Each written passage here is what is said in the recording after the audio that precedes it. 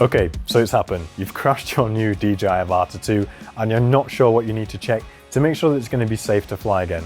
Don't worry, crashing just comes hand in hand with flying FPV. And look, here's a video of me crashing the DJI Avata 2.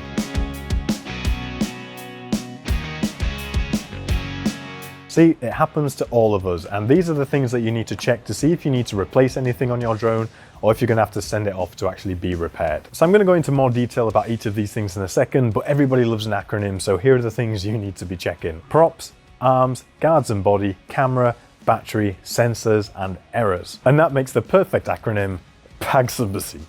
Yeah, I couldn't think of a combination of letters that would actually make a decent acronym, but that doesn't matter. Let's get into each of these points. So the first thing we're going to check is the propellers. Now, the propellers are the most likely thing to get damaged in a crash because they're spinning at a high speed, and if anything hits them, they're likely to break, snap, chip, anything like that. So what we want to do here, have a good look at them. Obviously, you might see some really obvious signs if there's a complete propeller blade missing. Obviously, you're going to need to change that out, but also look for things like fine cracks or chips, bits missing. If there's any parts missing on your propellers, swap them out. The propellers are literally the only things providing the lift, keeping your drone in the sky. If in doubt, change it. It's going to save you any hassle in the future. The next thing we want to do is give the propellers a bit of a spin, and what we're checking for here is we're checking for motor smoothness, so making sure the motors are spinning nice and smoothly, and we're also checking to make sure the propellers are not making any contact with the guards. If they're making contact with the guards, it's a sign that there's potentially damage either to the guards or to the arms underneath, which is what we're going to be checking next. But before that, we're just going to give the motors a bit of a feel, so we're going to hold the motor bell,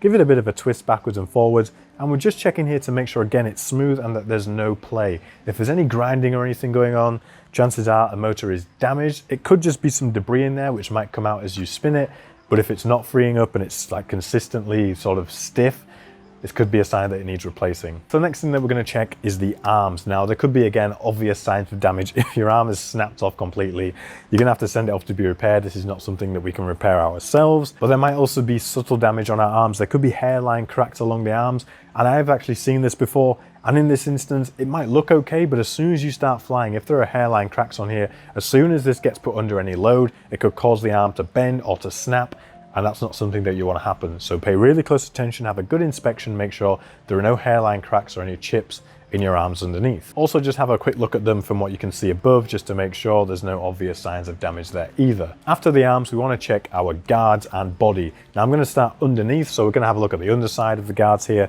Again, it's going to be pretty obvious if there's damage to this because the guards I see, they just cave in or they snap and break completely. But you want to just have a quick look. Remember the propeller test we did earlier. If your propellers are spinning clear of everything, the chances are the guards are not damaged. So have a quick look, make sure, again, we're looking for cracks or chips, anything obviously damaged, and have a good look, have a good inspect on the top as well. Really have a good look because those fine cracks can be hard to see sometimes. So just take your time and go over everything carefully. Now, when it comes to the body, if you've had a hard impact, this section here can normally pop out. Now, you can just press this back in, providing that the body has not been, severely damaged, but check that, and if it's popped off, try and push it down first. If not, you might have to send this off to be repaired. So moving to the front of the body, we've got these two pieces here, which sort of protect the camera and the gimbal assembly. So again, we want to make sure that these are undamaged. These can spread out or spread in, which can restrict your gimbal movement. So give the gimbal a little twist up and down, make sure it's moving freely. Happy days.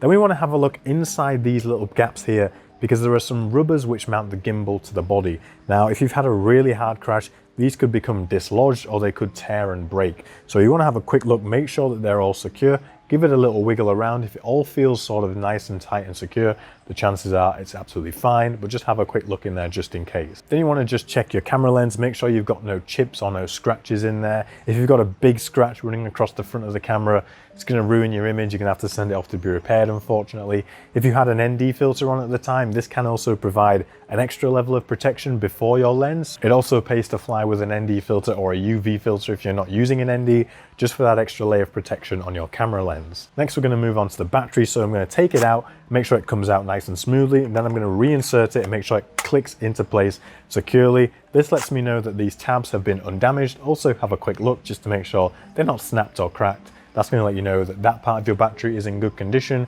If you've had a light crash, the chances are your battery is going to be fine. Any sort of light scuffs or anything on the back here, they're going to be fine. But if your battery is severely damaged, the casing is like cracked, squished, or obviously really damaged, do not use the battery. If you try and charge a damaged battery, there's a risk of fire there, so dispose of this safely, get yourself a new battery. Batteries are not covered by DJI's Care Refresh unless you send them back with the drone. So if you've got a really damaged drone and battery, if you send them both back, they'll replace the whole thing, but they won't replace just a battery. Then I'm just going to check the button on the back and make sure that still works. It's showing me my battery level. In this instance, the battery looks absolutely fine. Moving on from the battery, I'm just going to check the underside here where all of my sensors are. What I'm looking for here is signs of obvious damage, cracks, chips, anything like that. But also these visual position sensors, they could become dislodged and pushed into the body of the drone. So you just want to make sure that everything is where it should be, it's secure and it's undamaged. So those are all the main physical checks we're going to do. The next step is to power everything on and have a look for error messages and things. Now with all these physical components, it's very hard to replace any of this yourself, and the parts really aren't even available anyway. So unless it's just a propeller or like this top section here is just popped off, chances are you're going to have to send this off to be repaired, either using your Care Refresh or to a DJI official repair channel. So now I'm going to power everything on and we're going to have a look and see if we get any error messages coming up. That's going to let us know if there's anything needs calibrating, like the gimbal, the IMU or the compass. In a really hard crash, it can sort of upset the drone and it might want you to recalibrate these things. The chances are it probably won't. It takes a hell of an impact to make you want to recalibrate those. But one thing you need to bear in mind is if it asks you to do a gimbal calibration and after the calibration, like the message stays there, it keeps wanting to do it, or it fails to calibrate, the chances are you've damaged the gimbal and it's going to have to be sent off to be replaced. So I'm going to power everything on and we're going to have a quick look to see if we get any error messages. Okay, so everything is now powered on. I'm just going to have a quick look to make sure I've got a good GPS fix. This also lets me know that my GPS module is working fine and wasn't damaged in any of the accidents. And then I'm going to have a look in the bottom right hand corner, which is where most of our error messages are going to be displayed if there are any. This is going to let you know, like I said before, if anything needs recalibrating, or it can also let you know if there are electrical faults with the drone. It could come up with a motor fault or something like that, let you know something is damaged. In that case, you're going to have to send it off to be repaired. But in this instance, we've got no error messages, so I'm going to move on to the next step, which is a very sort of basic hover test just to check the drone over and make sure everything is working as it should be. Okay, so I'm just going to take the drone off now. I'm starting in normal mode just to make sure that the drone is going to be trying to hold position and altitude and all that good stuff. So I'm going to take it off. I'm going to see how it reacts. Okay, so the drone is now in the air, and what I'm looking for here is I'm just checking to make sure it's holding altitude, it's not drifting anywhere, which means the GPS fix is good and reliable. And I'm also just listening out for any sort of strange noises, if there's a whining motor, if I can hear a little bit of contact from a propeller or something.